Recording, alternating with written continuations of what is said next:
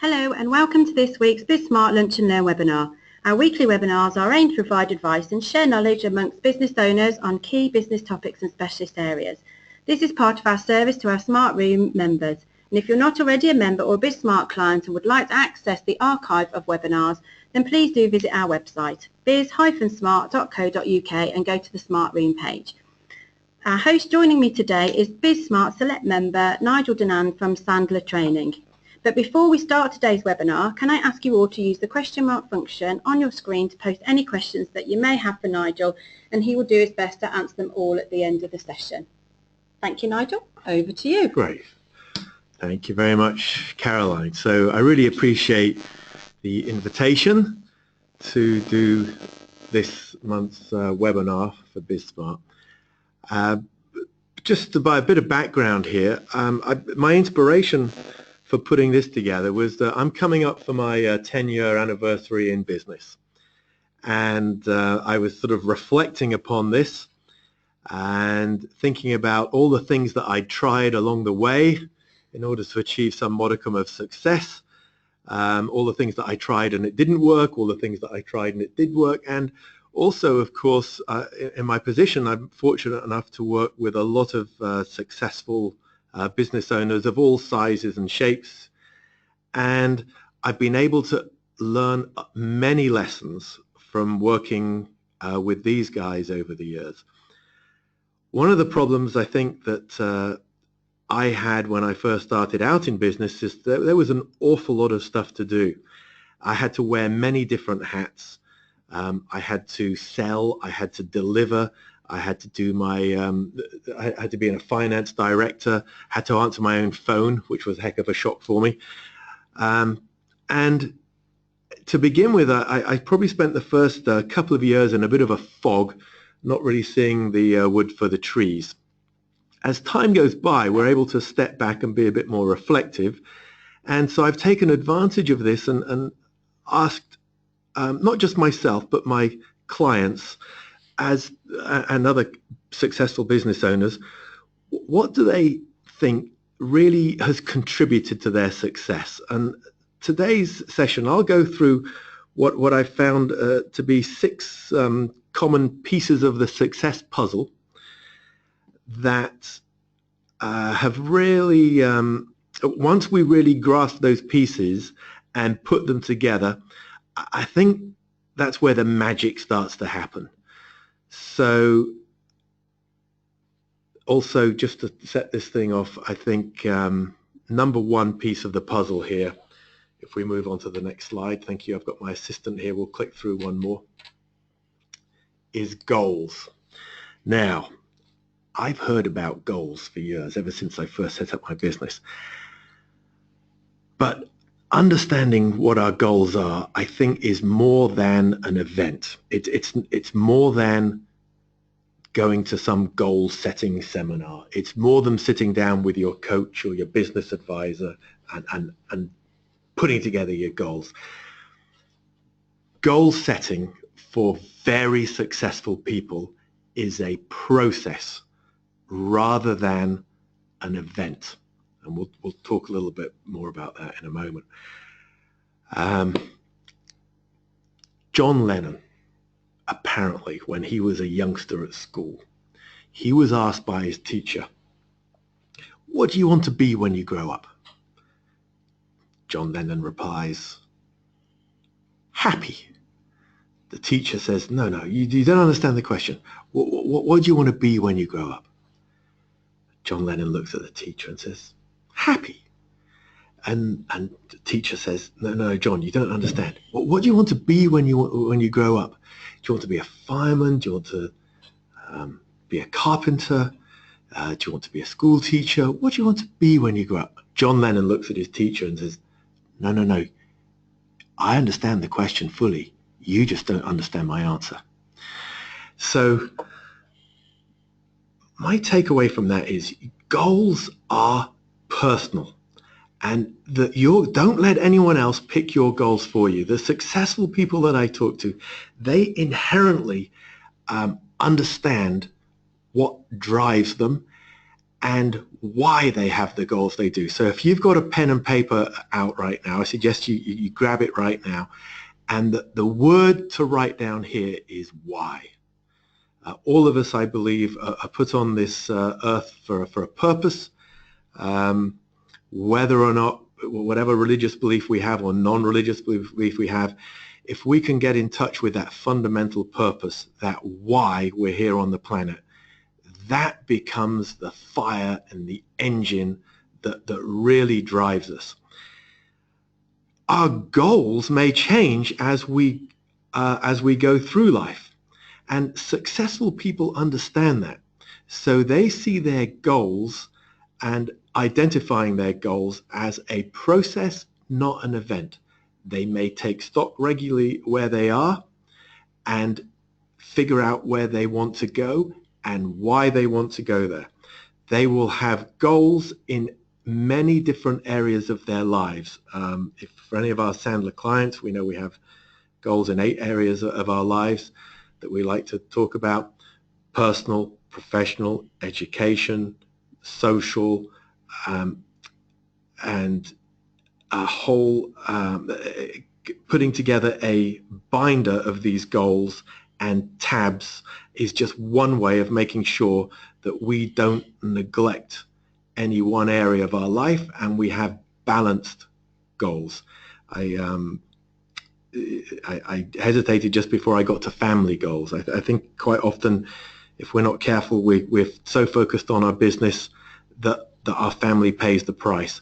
And many successful business owners that I've spoken to have told me that was their one fundamental mistake that they soon corrected as soon as they could. And that is to have a balance, to have goals in all areas of their lives, so they have a balanced life. It's okay to be selfish. I think successful people have a belief that it's okay to put themselves first. And my metaphor for this is, if anyone has traveled on an airplane, and I think most of us have now, when you get on that aircraft and you pretend to listen to the safety instructions, if you did actually listen to them, what they tell you, of course, is they give you a reminder as to when the oxygen mask comes down. First put on your own mask and then help the person next to you. I think goals are like that. We have to take care of ourselves first. Our personal goals plus our physical goals, they need to come first. Unless we are in good physical health and good mental health, how can we really help others and be of service to others? So having a goal-setting program, scheduling time in your diary to review goals regularly, this is a common trait that very successful people have, and they have it as what I would call an unconscious competency. Many of them, when I ask them about goal setting, they'll give me a blank look on their face. However, as I get to understand them more and more, what they do with their daily, weekly, monthly routines, they are focused on goals, and they have time in their diary to sit back and reflect upon their goals. Huge difference between successful people and less successful people is successful people take those goals and translate them into what I'm going to call a cookbook. A cookbook is, what are we going to do daily, weekly, monthly in order to achieve these goals? Without this, these goals are dreams. And successful people understand the importance of looking at all those individual goals and translating that into, what do I need to do on a daily, weekly, monthly, quarterly basis in order to turn those goals into reality? So we call this cookbook. It's our recipe for success. And just as the first, I'm looking at Carolyn now, Carolyn's chuckling slightly here. If I was to ask Caroline to bake me a cake by 4 o'clock today, what's the chances that I would actually have a cake that looked like a cake, tasted like a cake by 4 o'clock? What is it? It's 12. Why? Because she wouldn't have the ingredients in the house, she wouldn't have the recipe handy, she wouldn't know what she was doing. However, if I ask Caroline, and she can't cook, well, okay, so then she's got to find the instructions and practice. So if I was to ask Caroline to bake me a cake tomorrow for 4 o'clock, please, kindly, I may actually have a cake. Whether it would be good or taste good is another story, I don't know. But if I was to ask Caroline to, next week, can you bake me a cake for Tuesday at 4 o'clock next week? Oh, and the week after, and the week after, and the week after. Caroline would probably figure out, okay, so I need to find a recipe, I need to figure out what ingredients I need to buy, and I need to figure out how to, and I could practice it a couple of times, and the chances now of me getting a cake, an edible cake, thank you. What do you think my chances are now, Caroline? Better, much better. Much better. And if we had some feedback mechanism, and she was measuring out the quantities and double checking her cooking times and all that sort of stuff, I'm pretty sure that Caroline could be in Bake Off after about 3 or 4 weeks. All right. So that's what I call, that's my metaphor cookbook. It's literally our cookbook for success, and successful people understand how to translate these big picture goals into daily stuff. And if we flick through to the next slide, here's what I mean. Here's some sample activities. And again, I'm looking at this from the small business owner point of view. So if we're a small business owner, we know we've got to meet prospects and have conversations with different people. So here's a sample cookbook, unique conversations, 5 per week. We need to set appointments. We need to make sales, cha-ching. We need to make sure we ask for referrals. We need to make sure we connect on LinkedIn. We need to ask people on LinkedIn for other introductions. A big part of my business, and as I think it is for many of my clients, is speaking, so we can become the subject matter expert. We can become the thought leader. And speaking at trade associations or networking groups is a great thing to do. So what if we make 2 phone calls a week where we're asking people for the opportunity to speak? Do you think ultimately we might end up with 1 speaking opportunity a month from those phone calls, let's say? Reaching out to an existing client, sending out thank you letters. And I find I've also set myself a goal for thank yous received. I love getting the thank you cards from my clients. It's a sort of quality control thing for my business. I might include on this for my clients that have people reporting to them. I would include on their individual meetings with the people that report to us. Anything that is a leading indicator, a leading behavior that helps you achieve your goal, that's what goes in the cookbook. So we're breaking down these very long-term goals into very short-term stuff that we can measure and monitor immediately. And successful people have this. They might do it consciously, or they do it unconsciously. And people attempting to be successful create a cookbook and work towards a goal in their cookbook.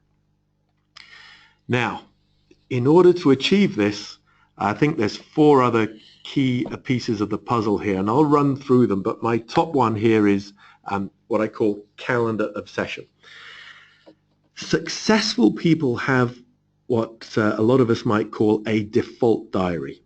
They know what they are doing every hour of every day, weeks, sometimes months in advance.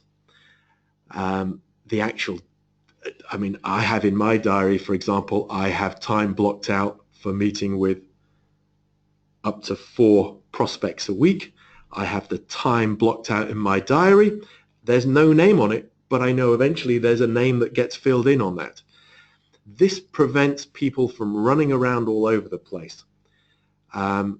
My mindset on my diary has really, really changed. I used to be a guy that did not like to be tied down. I didn't want to commit myself to anything. But now my mindset is freedom through discipline. And having a diary that ensures that there's time for all those different cookbook activities is key. So I don't know, a while ago, I think someone that I was working with asked me the question. They said, hey, Nigel, what would happen if your calendar was your boss? What would happen? And that got me thinking. For a start, I'd be really highly disciplined. I would definitely achieve everything in my cookbook. I'd be time efficient because I'd be able to group together like tasks. I have a goal to write a book by November 2017. If I stick to my diary, I know that thing's going to get done. Just like Caroline and the cake. It's horrifying to begin with, but if you put it in there and you block out all the time, you get there. It's a lot easier for us to make decisions. I'd work a whole heck of a lot less. One of my clients came to me a while back and said, hey, Nigel, thanks for helping me out with sales, but really I don't have any sales problems. I don't have any money problems. I have a time problem. What do you mean by a time problem? I asked. He said, well, I would just love to have Fridays off. I've been running a successful business, got lots of people that report to him. He wants Fridays off. So we can do that if we put everything down in a calendar and stick to it. Fridays off. Of course, the next question he asked me was, gosh, that's 4 Fridays off I'm having every month. Could I switch this around, Nigel, so I can have 1 week a month where I don't have to be in the office? So that was our challenge for 2016, and we got him there. Needless to say, I like the look of that, so I'm doing that myself for 2017. Certainly have a lot more stress. I get more done. I'd be on time for everything. I absolutely would hit my revenue goals. I'd be able to, now in the Sandler world, we call it being a product, but I'd be able to live my brand. It just so happens for me, people are coming to me so they can run effective and efficient businesses and have a life. I think I need to exemplify that. I'd have to be fearless. I'd have to say no to a lot more things. And of course, hitting my revenue goals, I hit my cash goals. And number one reasons why small businesses go out of business, they just don't have the cash reserves. We'll talk a little bit more about this later on, but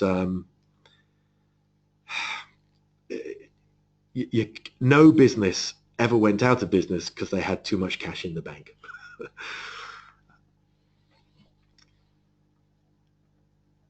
Time blocking. So what are the really important things we need to block time out for? Prospecting. When we get busy, certainly if anyone is on the line here is a small business owner, they've been in business for 5, 6, 7 years, you know what it's like. As soon as you start to get busy, your prospecting drops off. So by time blocking, we're able to make sure we keep prospecting even when we're busy. I also like to have 3 daily goals that I set myself. These are things that are important but not urgent. These are things that help me build real foundations into the business. Future sales calls, I mentioned that. And now cash infatuation. Here's the third of my key pieces of the puzzle here. Always get cash up front. Now, I know some people on the line might be funny talking about money. I know I certainly was. If we always got cash up front, we would not worry about what happened if anyone's around for 2007, 2008, when all of a sudden the banks stopped our overdrafts. We would not need banks. So I'm not saying you get all the cash up front, but cash before you deliver. If every small business owner or every business owner got cash up front, that really eases the pressure and the stress. And this is something that's been one of the biggest things for me and really helped me out most is cash up front. I am not paid enough, and no one listening to this call is paid enough to chase money that you already thought was agreed to. Control your own cash flow. Don't allow the prospects to control it. So if you're halfway through a piece of work and the prospect stops paying you, that is not a good situation to be in. We are allowing our prospects not only to control our cash flow, but to shape our business. We are handing them the keys and the power to our business. And if we want to be successful and be in charge of our own destiny, we have to be in charge of it. By having an infatuation with cash flow, this is how we make sure we maintain. Next piece of the puzzle, and this might sound a bit funny, but this is the one that certainly over the last couple of years, ironically, has really helped me most with my business. And I'm going to call this technique preoccupation. So the idea here is, went back at school. Do you remember? Anyone remember revising for a geography test? And you had to try and remember what terminal. Can I test you on geography? Terminal moraine. Do you know what terminal moraine is? No. All right. So terminal moraine. The only reason why I know what terminal moraine is because I practiced with a couple of my classmates who wanted to do well in the geography test. We created flashcards. On one side of the card, the question is, what is terminal moraine? On the other side, there's the answer. And that was one of about 30 or 40 flashcards I had for my geography test. So I knew that terminal moraine, here I'm going to show off, is it's the pile of rocks and rubble left by a retreating glacier. So that's the terminal moraine. It's a hill formed by a glacier retreating. So now, in our business, we have a lot of stuff that is repetitive, and we may get asked, particularly it could be in the sales role or as we're servicing customers, we're going to get asked a lot of the same questions over and over again. And some of the answers we come up with are rubbish. Occasionally we come up with an answer that is a great answer, and we have learned a fantastic lesson, but we don't capture it. So what I would suggest is, whenever you say something that's absolutely fantastic in response to a question asked by a customer, write it down. Write it down. So, for example, a common one that I get, it might be, hey, Nigel, can we meet? Now, if I just say yes and we put a date in the diary, that's a recipe for a meeting that's going to potentially go nowhere, and it might be a big fat waste of time. So if I can just slow myself up and say, yes, let's get a date in the diary, and then I remember to ask another question back, and I'll have this on the back of my flashcards, like, hey, now we've got the date in the diary, why don't we just spend a few minutes figuring out what the agenda of this meeting is and what we want the outcome to be? Oh yes, good idea. Great. So from your point of view, what do you get and what outcome? So this way, I make sure that I always get an outcome from every single meeting, just by making that slight change. Any question we get asked a lot, why are you so expensive? What makes you different? Any of these questions that we get asked, we want to have answers that we're not struggling for. And I find that by creating these flashcards and practicing over and over and over again, I'm not going to waste my time when I'm in front of a fantastic prospect trying to grasp the right words. It's just going to come out fluently in a way that does not look practiced. In order to do this, I like to pick a role play partner.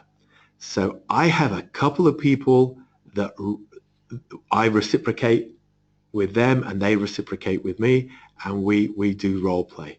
I also have, going back to that, I have a technique coach for when I get stuck.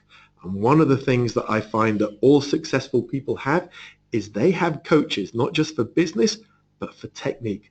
Someone that'll help them craft the words or craft their actions or craft stuff that's what I call technique in their business. Now, next thing is mindset mania, journaling. It turns out that every successful person I've ever spoken to has at some point in their lives kept a journal. They might not call it journaling, they call it, and this is a way of A, capturing all our lessons learned, and B, changing our mindset. So we can write, we have millions and millions of thoughts going through our head every day. Often they're negative. I think actually the numbers are 3,000 thoughts a day go through our head. And of those, 2,999 often negative messages. Oh, I'm an idiot. Oh, I shouldn't have done that. Oh, I'm too late. Oh, these thoughts that create stress and negativity. In order to fix that, we can do that by having a journal and writing down all the positive thoughts. So, for example, I focus on positive thoughts, and positive things come my way. I execute flawlessly. I attract referrals without even asking. I'm a gold Olympian. I do more and have more stamina than anyone else. Now, whether or not those are the truth or not, the chances of them becoming the truth over time are vastly increased if we repetitively every day write these down and say them out aloud, and frankly share them with others. If you want to know more about journaling, we've got a podcast called How to Succeed, and there's one on there, How to Succeed at Journaling. If you want the link, I can get you the link to that. It describes that a little bit more. Successful people spend a lot of time working on their head, not just with journaling, but I would suggest read every self-help book you can find in that self-help section of the bookshop. Only read the first couple of pages. If it doesn't resonate with you, put it down. If it does, pick it up and read it. Now, I'm an engineer. I find a lot of this stuff really fluffy, and it took me a long time to get over this one, and this in particular. Hypnotherapy. If anyone is really struggling and they recognize it's a mindset thing that's stopping them getting in the way, hypnotherapy, tapping. I don't know if anyone's heard about tapping on the line here. Whatever works for you, do it. Avoid negative things. Avoid saying things like try. I'm so stressed. I have so much to do and so little time to do it. This traffic, the job, it's killing me. I really need the day off. These are all negative thoughts. They are unhelpful. Catch yourself saying that, and successful people, the only stuff that comes out of their mouth is positive stuff, even when they're talking to themselves. So instead of I try, it's I will. Instead of I've got so much stuff to do, it's I always get everything done that is important. If we're stuck in traffic, look at the positive side of that. Wow, this traffic is giving me time to reflect, to listen to the CD, to enjoy the moment, etc. So successful people are aware of what they're saying to themselves as well as other people. So this is like the technique mania, the flashcards, but for ourselves, what we say to ourselves. So that's my little overview, all the pieces of the puzzle. Get a sense of why those become your goals. Translate that to weekly, daily, monthly actions, and hold yourself accountable for that with an accountability partner if necessary. You have full control over your calendar. This 2-week period is a great time to put your calendar together to 2017. Create the life you want to live. You've got a blank sheet of paper. You decide where to spend your time. Small business owners, even business owners, focus on cash. Apple has huge cash reserves. They're going to be in business for years. A lot of successful business will disappear because they don't have enough cash. We can learn from that. Technique preoccupation, find a group of people to practice with. If you want more of that, again, I can suggest other stuff. And mindset mania, listen to that journaling podcast link that's on how to succeed. If you type how to succeed into iTunes, you'll be able to download the Sandler podcasts, and listen to that one on journaling. That's it. I'm done. Any questions? Brilliant. Thank you, Nigel. Yeah, we've got a couple of questions coming through. The first one is from Jason, and he asks, do you have any tips for constructing great affirmation for changing my mindset? Absolutely. I think the best way to do this is to imagine yourself not as you are, but who you want to be in the future. I'm a powerful attractor of successful business owners. And put it in the present tense. Does that make sense? Mm-hmm. So pick emotionally juicy words, make it succinct, something that you aspire to do in the future, say it in the present tense. Those make great journaling affirmations. Great question. Thank you. Your next one is from Les.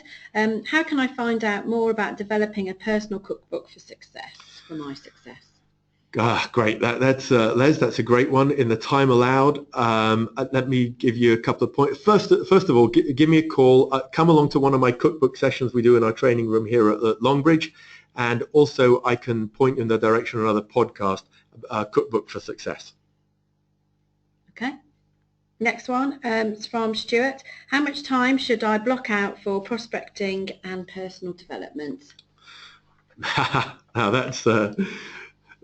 if I had the answer to that question, I'd be rich. But the truth of the matter is, you're going to, as I said, goal setting is a process, not an event.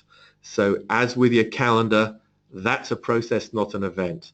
So figure out what you want to accomplish, take your best guess at it, measure, monitor, and fine-tune. And again, if you want more help on that, come along to one of our sessions where we invite guests along, and we'll talk more about particularly how to create a cookbook for success when it comes to sales. Okay. That's it, Caroline. Thank you very much. Thank you very much. Great. Okay, thank you, Nigel, for hosting today's webinar. I will be sending out a copy of Nigel's presentation and his contact details out to you all very shortly. So if you do have any further questions for Nigel, then please contact him direct. But before we close, just a quick reminder that this webinar is part of our service to our Smart Room members. If you're not already a member or a BizSmart client who would like to access our archive of webinars, then please do visit our website, biz-smart.co.uk, and go to the Smart Room page. Thank you very much for listening. And go conquer your world. Have a great 2017. Thank you, Nigel. Thank you, everyone.